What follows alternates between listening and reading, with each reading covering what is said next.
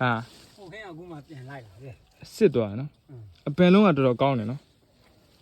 အပင်လုံးကောင်းတာအပင်လုံးကောင်းလို့ဒီလောက်ဒဏ်ခံနိုင်တာမဟုတ်ဆိုဒီကနေဝင်တာတရားဒီအစ်စ်ကနေဝင်တာအပင်လုံးတောက်အောင်လုပ်ပေးမယ်ကိုကြီးကိုလေနော်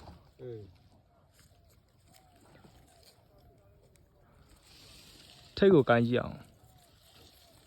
အခုမှဘိုးမဲ့စဖြန့်တာနော် ဘုံမခန့်နှစ်ပတ်ရှိ နှစ်ပတ်ရှိတော့ပြီနော်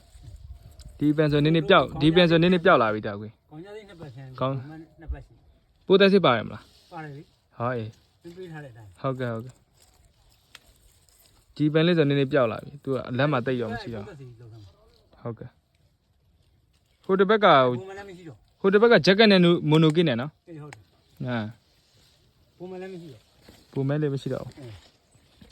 ဒီဘက်ကကြားရတဲ့အသေးလေးတော်တော်လေးကြည့်ဟိုဟာဖြစ်တယ်နော်တော်တော်ထွားကြိုက်နေပြီ